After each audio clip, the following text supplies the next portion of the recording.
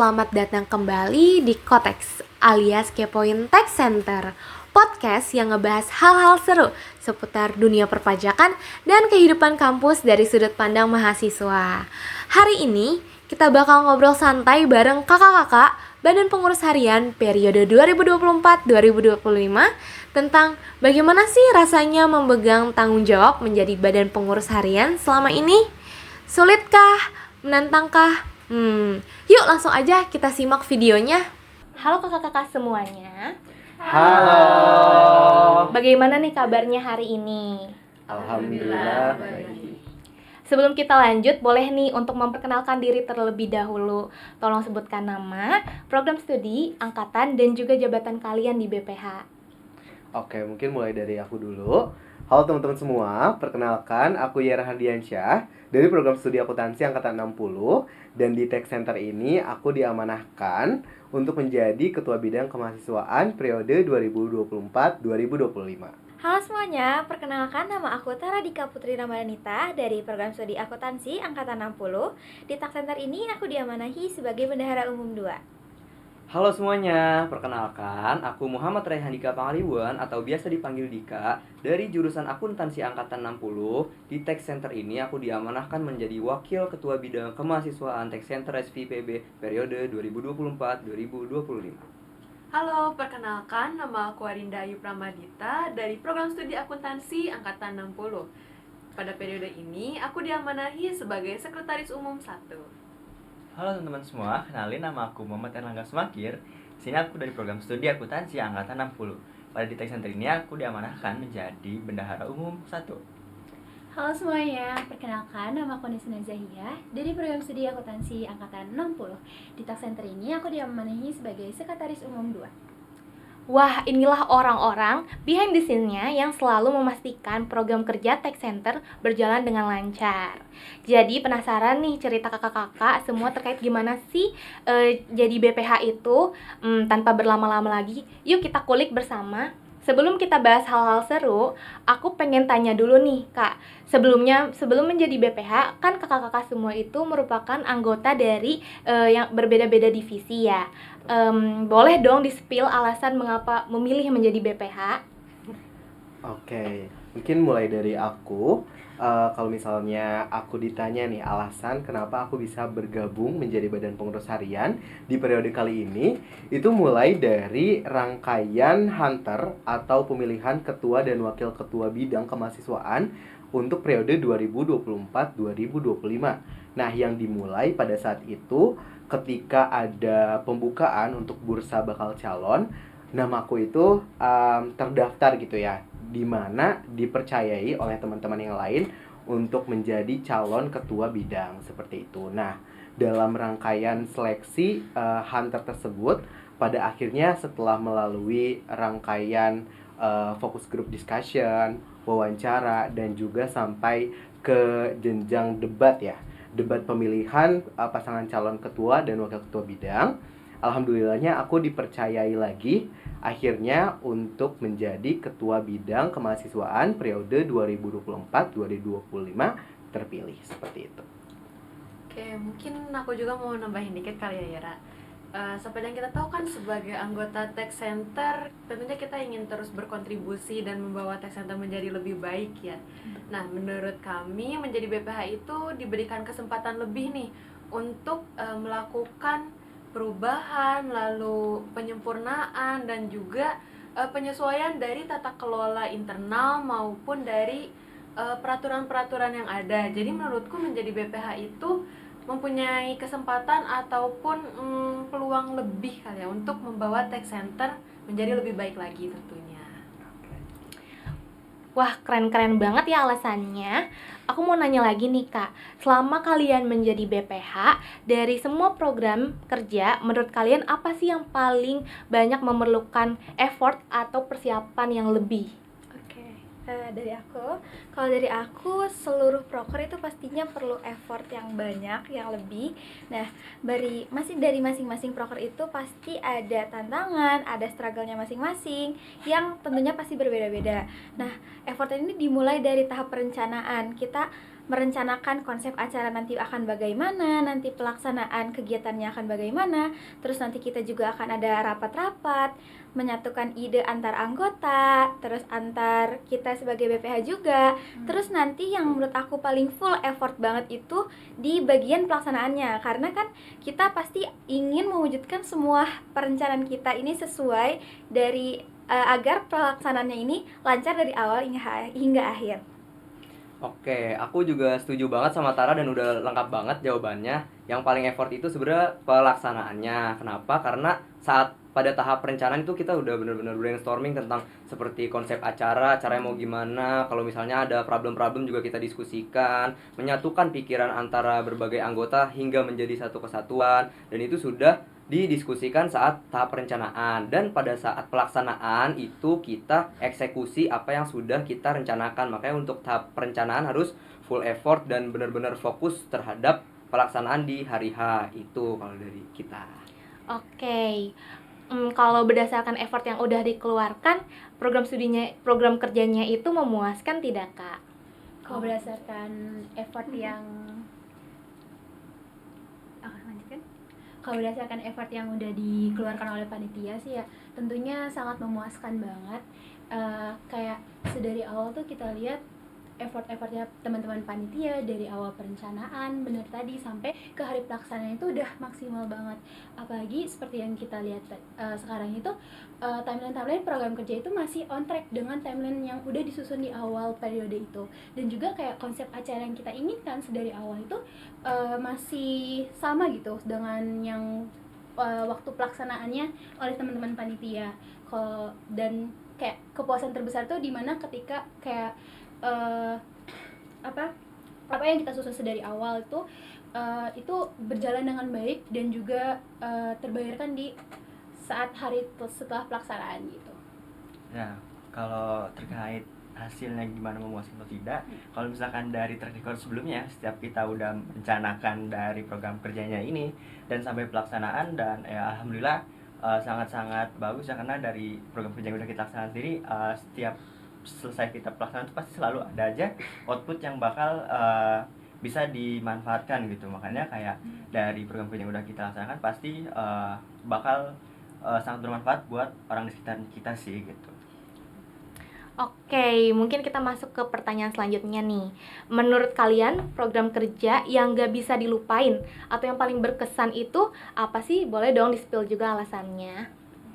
Program kerja yang paling berkesan ya. Mungkin semua program kerja pastinya berkesan dan mempunyai memori masing-masing. Tapi kalau disuruh milih salah satu sih, kayaknya BPH bertamu sih. Aku milih BPH bertamu karena di BPH bertamu itu kita bener-bener mengikuti semua rapat-rapat seperti rapat divisi atau rapat general untuk program kerja yang dilaksanakan. Jadi kita di BPH bertamu itu screening dan mengawasi rapat-rapat tentang semua proker yang ada di Tech Center SVPB itu sendiri. Yang mana kita bisa nge-track apa aja yang terjadi di rapat itu, seperti dari konsep sampai hari H itu mau gimana. Jadi kita bisa nge-track sesuai dengan visi misi Tech Center Sekolah Vokasi itu sendiri. Iya betul, aku juga setuju sama Adika. Yang paling berkesan itu menurut aku pribadi emang BPH bertamu. Karena dari BPH bertamu kan kita berenam kumpul untuk datang ke suatu divisi di rapat. Di situ kita jadi tahu progresnya, tahu proker-prokernya itu apa aja. Dan yang paling penting tuh kita bisa seru-seruan bareng sama anggota-anggota divisi. Terus kita juga jadi kenal sama anggota-anggota divisi, masing-masing divisi itu siapa aja, namanya siapa, orangnya bagaimana gitu. Wow, seru banget nih BPH bertamu. Akibat BPH bertamu, program kerja Tech Center jadi memuaskan loh. Oke, aku mau nanya lagi nih. Kan tadi kita udah bahas terkait program kerja. Sekarang aku pengen deep down nih ke BPH-nya itu sendiri. Kan kelihatan banget nih ya, dari kamera aja udah kelihatan kalau kalian tuh bestie banget gitu loh. Tapi pernah gak sih kalian selama menjadi steering komite memiliki pendapat yang berbeda gitu? Nah, bagaimana sih cara mengatasinya atau bagaimana sih cara mengambil keputusan tersebut biar adil walaupun berbeda pendapat? Oke, mungkin aku jawab ya. Kalau misalkan kita sendiri, kalau bisa dilihat kita emang kayak bestie banget atau kayak kita sahabatan deket lah gitu. Terus kalau ditanya apakah ada perbedaan pendapat, pastinya ada. Tapi menurutku karena kita ini sahabatan atau kayak bestie banget, menurutku ini jadi kayak suatu hal yang privilege gitu loh. Karena kalau misalkan kita dari berenam ini punya kedekatan yang sangat dekat lah gitu. Jadi pas misalkan nanti kita ada berbeda pendapat, nah itu nanti kita bakal lebih mudah aja gitu diterima, dan kita jadi kayak makin sering brainstorming dan kita bisa saling kasih tahu pendapat yang sama lain juga nih. Jadi kayak makanya dari hal tersebut nih kayak menurut aku itu kayak jadi suatu hal privilege sih, karena dari kita sendiri ini nggak mementingkan pendapat yang beda satu sama lain, karena kita pasti bakal diskusi dulu gitu. Wah, bagus banget ya bondingnya, Kak. Nah, pertanyaan selanjutnya nih, info yang sangat... bentar. Nah, pertanyaan selanjutnya nih, kalau kalian kembali ke awal jabatan, kira-kira apa sih hal yang ingin kalian ubah atau ingin kalian lakukan secara berbeda? Oke. Aduh, sebenarnya ini agak cukup berat ya pertanyaannya. Cuman kalau misalnya ditanya apa yang pengen kita ubah gitu ya, kalau misalnya kita bisa kembali ke masa awal jabatan gitu ya.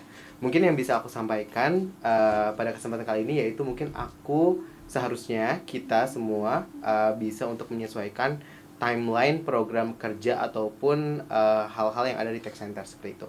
Karena mungkin teman-teman juga di sini pada tahu, kita juga semua tahu kalau misalnya ada beberapa momen di mana kalau misalnya program tech center ini tuh hampir akan dilaksanakan itu tuh secara berdekatan, secara berurutan gitu. Bahkan kalau misalnya teman-teman mungkin juga sudah tahu, ada beberapa bulan di mana program tech center itu tuh setiap minggunya ada gitu. Nah, dan itu tuh mungkin yang bisa kita maksimalkan lagi, karena tadi juga udah di-mention kalau misalnya kita sebagai badan pengurus harian itu tuh punya namanya program kerja BPH Bertamu, dan juga ada steering committee di mana kita mengawasi dan juga membersamai teman-teman pengurus yang lain ketika ingin melaksanakan program kerja dalam penyusunannya. Nah, itu tuh dirasa mungkin kita pas waktu momen-momen itu agak gedebak-gedebuk sekali gitu, karena karena banyak sekali hal-hal yang kita harus kejar di momen yang bersamaan. Mungkin itu sih yang bisa aku sampaikan ya. Jadi mungkin penyesuaian kembali timeline terhadap program-program kerja yang akan dilaksanakan seperti itu. Aku pengen nambahin dong. Kebetulan kan aku di sini sebagai sekretaris mungkin ya. Jadi kayak yang selalu ngurus-ngurus administrasi. Kalau misalnya ada pertanyaan, apa sih yang pengen diubah atau ditambah kalau misalnya kita kembali lagi ke periode awal? Jujur aku pengen banget ngadain ini forum administrasi keuangan yang kedua. Karena setelah dilewati ya sampai sekarang hampir di akhir periode, aku merasa ternyata terkait dengan administrasi ataupun keuangan itu cukup dinamis ya. Jadi enggak selamanya apa yang kita tetapkan di awal itu bakal tetap sama sampai akhir. Ternyata saat berjalannya periode aku merasakan adanya perubahan-perubahan, baik itu dari administrasi maupun keuangan. Dan juga di awal kan mungkin teman-teman kayak udah pernah pemetaan proker gitu kan, siapa yang jadi sekretaris, siapa yang jadi bendahara. Nah, ternyata karena satu dan lain hal itu bisa aja di tengah periode itu berubah. Di awal kan mungkin teman-teman sekretaris sama bendahara juga udah pernah ikut forum administrasi keuangan kan. Jadi kalau misalnya ada perubahan gitu tuh, informasi yang kita sampaikan mungkin akan disampaikan kembali gitu. Tapi kita udah ada idenya mungkin sih ya. Jadi kalau misalnya ada perubahan-perubahan baik itu di administrasi maupun di keuangan, jadinya kita langsung sampaikan langsung sih ke sekretaris ataupun bendaharanya. Mungkin itu. Jadi lagi-lagi kalau misalnya kembali lagi ke periode awal, aku pengen banget ngadain 2 kali forum administrasi keuangan. Mungkin ide-ide kalian yang disampaikan tadi bisa dikejar di periode selanjutnya. Ngomong-ngomong, kan kita baru aja nih mengadakan open recruitment. Sebentar lagi pasti ada pemilihan kabid dan wakabid serta jajaran BPH yang baru. Nah, kakak-kakak di sini ada gak pesan yang mau disampaikan nih untuk penerus selanjutnya? Oke, mungkin dari aku dulu kali ya. Oke, mungkin pesan untuk badan pengurus harian periode selanjutnya ya. Khususnya enggak khususnya sih, mungkin ya ini dikhususkan untuk calon ketua bidang kemahasiswaan selanjutnya. semangat gitu ya. Maksudnya mungkin kalau misalnya dirasa nanti emang perlu banyak hal-hal yang emang secara dinamis, ada perubahan segala macam, mungkin sesuai, tidak sesuai, kurang sesuai dengan apa yang kalian susun di awal, itu nggak apa-apa, as long as kalian sebagai badan pengurus harian itu tuh tetap klop gitu. Karena kalau misalnya ada hal apapun itu tuh kalian harus bisa diskusikan bareng-bareng gitu, gimana baiknya, apa kurangnya, istilahnya untuk bisa tetap dan terus kompak sih, kayak gitu. Mungkin ada gitu. Oke. Selanjutnya dari aku, kalau dari aku pesan untuk BPH atau penerus kita selanjutnya itu semangat terus. Kalian ini jangan jadikan jabatan yang kalian emban itu sebagai beban. Nah, jadikan itu tuh sebagai wadah kalian untuk berproses. Dan aku titip pesan untuk tetap saling ngebantu, saling ingetin, karena enggak semua orang tuh enggak langsung bisa pada saat itu juga. Kita semua tuh harus belajar bareng, tumbuh bareng. Jadilah kita pribadi yang lebih baik lagi. Oke, setuju banget sama teman-teman. Kayak buat next BPH tetap semangat. Kayak ini tanggung jawabnya sangat besar, paling besar di tech center. Tapi jangan jadiin itu beban, jadi itu pride. Kalian tuh harus bangga kalau diri kalian itu BPH. Dan BPH juga nggak sibuk lah ya, enggak lah, aman insya Allah. Jadi kayak ya nggak, untuk waktu mah aman, nggak bakal sibuk juga. Dan ya jadiin itu sebagai pride, kebanggaan kalian di tech center. Oke, mungkin lanjut ke aku kali ya. Pesan dariku buat penerusnya badan pengurus harian ya, tentunya tetap semangat. Dan betul kata apa yang tadi sudah disampaikan, tanggung jawab ini bukan tanggung jawab yang kecil dan cukup besar ya menurutku. Tapi jadikan momen ini tuh kesempatan buat kalian untuk terus berkembang, untuk terus belajar. Karena apa yang mungkin kalian dapatkan pada momen menjadi badan pengurus harian itu cukup langka gitu, cukup langka didapatkan. Jadikan momen ini untuk pembelajaran bagi kalian. Tetap semangat. Kalau dari aku bener juga, kalau misalkan ngelihat nanti next calon kabit, pastinya harus tetap semangat. Jadikan hal ini tuh passion bagi kalian gitu. Kalau misalnya dari diri kalian itu melakukan semua pekerjaan dijadikan sebuah passion, pasti kalian sendiri bakal lebih niat dan pasti bakal lebih amanah juga menjalankan hal tersebut gitu. Terus jangan lupa juga ciptakan lingkungan kerja yang baik sih buat tech center. Jadi supaya dari setiap seluruh anggota tech center tuh bisa termotivasi, bisa berkembang dengan baik gitu sih. Kalau dari aku lagi-lagi semangat sama kayak teman-teman lain. Karena untuk ini juga kita dikuatin aja di bagian komunikasinya, karena kan komunikasi itu PR banget ya, apalagi kalau misalnya kayak udah ada sedikit miskom atau kayak lingkungan kerja yang nggak baik gitu antara satu sama lain, pasti adalah kalian seketika ngerjain satu periode pasti akan merasa beban atau berat gitu. Cuman bener kata teman-teman aku tadi, jangan dijadikan jabatan itu sebagai beban. Kalian harus jadi passion supaya ketika kalian mengerjakannya pun gak terlalu berat dan gak terlalu berasa begitu. Wow, makasih ya kakak-kakak udah kasih pesan dan kesan untuk periode selanjutnya. Next, kita ada mini games nih. Nama gamesnya Who's Most Likely To. Ada Siapa gamesnya nih? ya? Iya, jadi nanti BPH pilih pertanyaan yang ada di dalam box ini. Nanti aku akan bacakan pertanyaan tersebut dan kalian tinggal pilih nih siapa yang paling relate atau cocok dari pertanyaan tersebut. Oke. Semuanya nih Kak. Iya, semuanya. Gimana deh? Paling relate nih gimana? Tunjuk-tunjukan atau gimana? Iya, nanti saling tunjuk aja. Oke, siap. Tapi aku hitung dulu dalam hitungan ketiga. Oke. Biar pada kompak. Mungkin boleh dari Yera dulu Aku kali ya. Iya. Oke, ini boleh. Ini nggak boleh ya? Boleh. Jangan nyentek. Ini kok banyak ya? Ini udah berapa? Gimana Kak?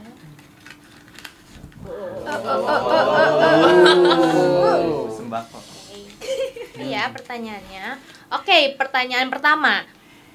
Siapa yang paling on time kalau mau ada rapat atau lainnya? 1. Aduh, bentar. Sabar. Oke. On time. Kita kasih waktu untuk mikir dulu kali ya. Susah. Bentar. Ini boleh ini nggak? Boleh. Apa tuh? Boleh nunjuk diri sendiri, mau nunjuk diri sendiri. Boleh. Mau nunjukin sendiri. Iya. Oke, udah On siap? time kan ya, on time kan? On time. Udah siap? 3, 2, 1. Wah, siapa tuh? Pada nunjuk Yera. Yera ada 1, 2, 3. Wah, kayaknya Yera sih yang paling banyak. Wow, keren. Ada sanggahan dari teman-teman? Emang selalu on time sih, keren. Oh, hebat. Tanggung jawab. Keren. Mungkin lebih ke karena kalau misalnya rapat BPH, rapat pimpinan kan aku yang mimpin gitu dan buka. Jadi ya pasti aku yang paling on time gitu sih. Hebat ketua kita. Next, boleh dari Bener nih. Maaf ya.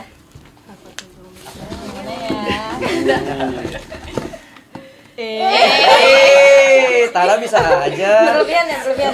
Langsung aja. Oke. Oke, pertanyaan kedua.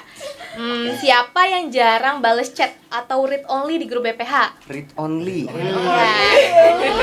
Gua tahu bentar. Nunjuknya cuma Aku satu tahu. doang kak. Milih Iya. 2 boleh? Waduh. Satu aja lah ya, Satu aja lah ya. Gitu Iya. aja. Yang paling Oke. gitu. Heeh. Yang Langsung ayo. Udah siap? Udah dong. Oke. 3, 2, 1. Wah, ke siapa itu banyak banget. Wah, tapi kayaknya ketiga ke Nisrin nih. Iya nih, Sri. Enggak, Adin kemana? Adin ke Angga. Wow. Ke Tara ya. Coba 3 orang klarifikasi mungkin. Iya, mungkin klarifikasi dulu nih dari Tara. Kenapa tuh? Dari aku sebenarnya aku tuh baca terus kayak aku tuh mengiyakan dengan aku ngerit itu. Kayak, aku read oh iya oke setuju gitu. Jadi Terus aku read kenapa aku aja. balas gitu? Aku balas dalam hati. Ini Tapi beberapa penyakit momen emang nih. ini gak sih kayak misalnya kita udah baca ya udah balas nanti. Iya. Akhirnya di rechat ulang kayak oh iya juga belum dibalas. Itu kayak relate sih sama-sama. Siapa lagi yang klarifikasi? Siapa yang mau Aku klarifikasi? sebenarnya sama kayak Tara kayak oke dengan kayak aku baca tuh kayak oke kecuali bener-bener di tag itu baru aku balas. Kadang aku malah ngebuka grup tuh kalau lagi setengah tidur. Setengah tidur gimana? Jadi belum melek itu kayak udah oh iya oke udah. Pantas jawabannya kadang ngawang gitu. Iya kadang awal Kadang infonya banyak ya, infonya banyak ya. Jawabannya apaan? Nih bingung dibacanya. Oke. Ada yang mau Jadi- klarifikasi? Oh iya ini juga. Aduh, aku mungkin karena agak error ya kawan. Jadi kayak suka ngebukain grup-grup misalnya semua buka chat tapi kayak wah kayak ini banyak buka tapi lupa gitu kayak dia. Mau Jadi kayak sama aja bohong gitu kan. Dibuka Banyak doang. grup ya. bersihin Banyak notif doang, notifnya bersihin ya. notif ya, bersihin notif aja. Notif tuh. artis ya. Boleh nih untuk pertanyaan selanjutnya. Siapa nih? Dika ya. Dika nih Dika. Banyak ya. Ini mobil. Mobil.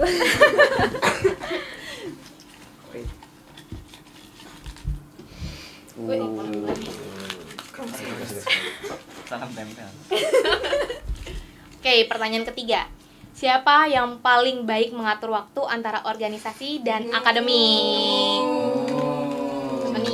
Siapa nih? Udah siap? Siap-siap gitu.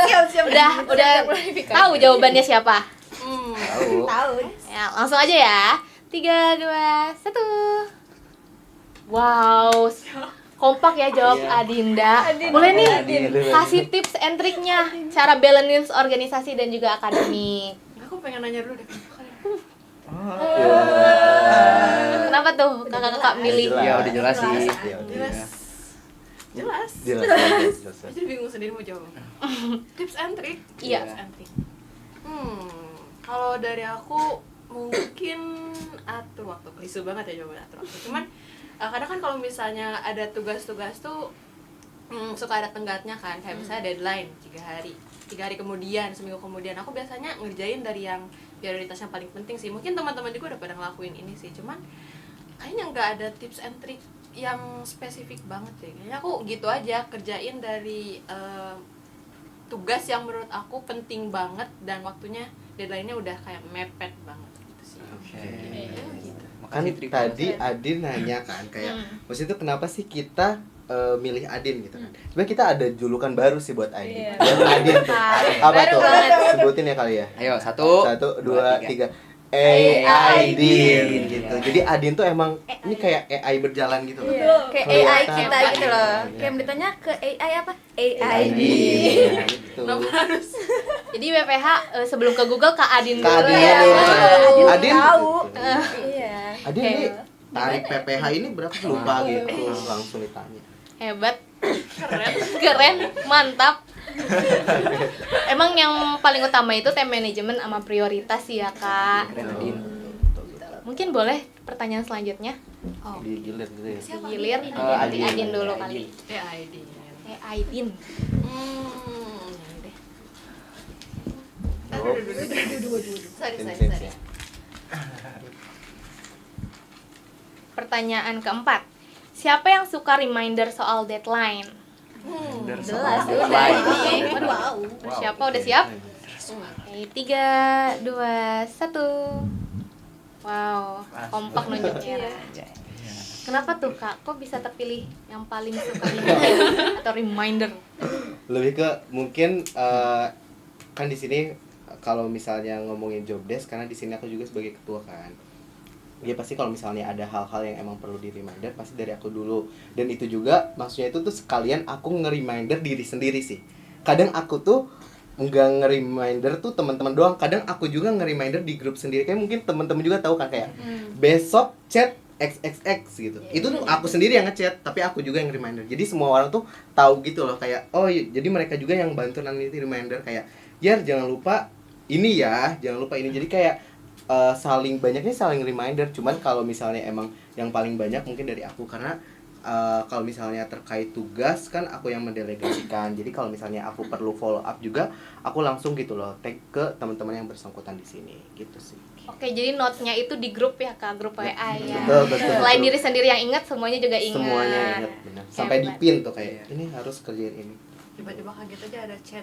Yera. Chat. Siapa? Besok. Yang ngechat Yera Dan sendiri. itu aku yang ngechat sendiri. Yera chat. Yera chat. Ini padahal itu chat dari aku sendiri. Iya. Tapi yang lain jadi bisa jadi reminder ke Yara Iya, juga. juga.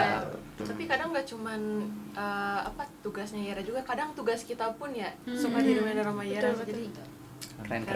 Kayaknya kita butuh teman kayak Yara. Iya, betul banget. Boleh? Untuk pertanyaan selanjutnya. Oke. Silakan Mas. Wah, ini Jangan ngintip. kok nggak ada beras atau sembah? Undian dong, Kayak Kak. berat. Undian. Waduh. Waduh, banyak banget. Gimik aja gitu. Oke. Boleh nih. Oke. Pertanyaan selanjutnya. Siapa di antara kalian yang sering datang terlambat pas rapat pimpinan atau lainnya? Siapa itu? Ini boleh pilih 2 gitu nggak? Nggak. 5 Satu aja gitu lah ya. boleh. Udah simpen jawabannya. Oke. Langsung aja 3, 2, 1. Ditunjuk tuh. Aduh, beneran ada 2 lagi. Boleh klarifikasi dulu kali ya ke Kak Nis. Ini bingung nih kayak kali ini bingung. Yang ini juga Oh. kok. Yang ini juga. Waduh. Mungkin 3-3-nya kali ya. Kita harus klarifikasi. Oh iya. Dari siapa dulu nih? Dari Dika dulu. Dika atau Nisrin. Sweet. Ini berempat gitu ya. Berempat sesuai Berempat. yang tadi on time kan dan Adin gitu tadi. Oh. Ini yang Aidin. oh on time juga. Iya. Tapi dipilih juga sekarang. Iya. Enggak apa-apa. Boleh klarifikasi dulu. Dari nih. siapa? Dari aku dulu. Iya. Kenapa tuh? Tadi yang milih aku siapa? Kenapa sering telat? Mungkin frekuensi sering nggak tahu. Nah tapi kalau misalnya dibilang rumahnya jauh sih, jauh, macet, lampu merahnya banyak, preparationnya lama, makanya itu bisa telat kayak gitu. Ya. Yang lain gimana yang lain? Nih. Acceptable lah, oke. Iya, Acceptable lah, oke. acceptable lah. Mungkin yang kos gitu kali ya, yang dekat sini jalan cuma 5 menit. Nah, itu tuh yang Iya, Apa oke. gitu ya? Jalan cuma 5 menit. Kok telat? Kenapa tuh? Kenapa ya? Lebih ke kayak sebenarnya tuh udah siap-siapnya udah lama. Tapi kadang ada aja kayak entah kunci kuncinya ketinggalan, terus balik lagi belum ngunci pintu, jadi lama gitu. Sebenarnya udah siap, udah mau jalan nih, udah mau jalan. Udah kan cuma 10 menit ke kampus nih, jadian 20 menit sendiri karena ketinggalan gitu. Banyak ketinggalan ya. 20 Banyak menit. yang ketinggalan. 20 menit kali 2 mungkin ya. Iya. Untung ngekos ya kak. Untung Iya. ngekos. Ngekos. Balik lagi. Kalau rumahnya jauh kayak Dika gimana? Iya. Waduh. Waduh. Ikut Habis ya. itu kan tadi Besok bolak-balik doang balik gitu. ambil kunci Besok. kan habis itu. Ada yang mau lagi klarifikasi? Harus Naik waduh. Saling lihat-lihatan gitu kak. Siapa? Kalau aku mungkin mirip-mirip ya kayak Dika, karena kalau kita mainin jarak, kayaknya jarak aku lebih jauh di antara yang lain sih rumahnya. Jadi kayak malah dari gua jauh masih jauh sih kayak. Karena kayak butuh waktu persiapan tuh bangun pagi terus mau mandi itu kayak tunggu airnya masuk ke badan dulu gitu, kayak menyesuaikan suhu dulu gitu. Makanya kayak lama juga sih. Makasih banyak kakak-kakak BPH atas sharingnya yang super seru dan pasti bermanfaat. Menghibur banget nih buat aku dan juga teachers yang nonton podcast ini. Semoga setelah mendengar podcast ini jadi banyak yang lebih kenal dengan BPH dan juga Tech Center ya. Jangan lupa like, share, and subscribe YouTube Tech Center Sekolah Vokasi IPB University dan tungguin terus episode selanjutnya. Aku Haliza Renaya Putri, pamit undur diri. See you! Bye. Terima kasih. One is the loneliest number that you'll ever do. Two can be as bad as one. It's the loneliest number since the number one. One is the loneliest number that you'll ever do.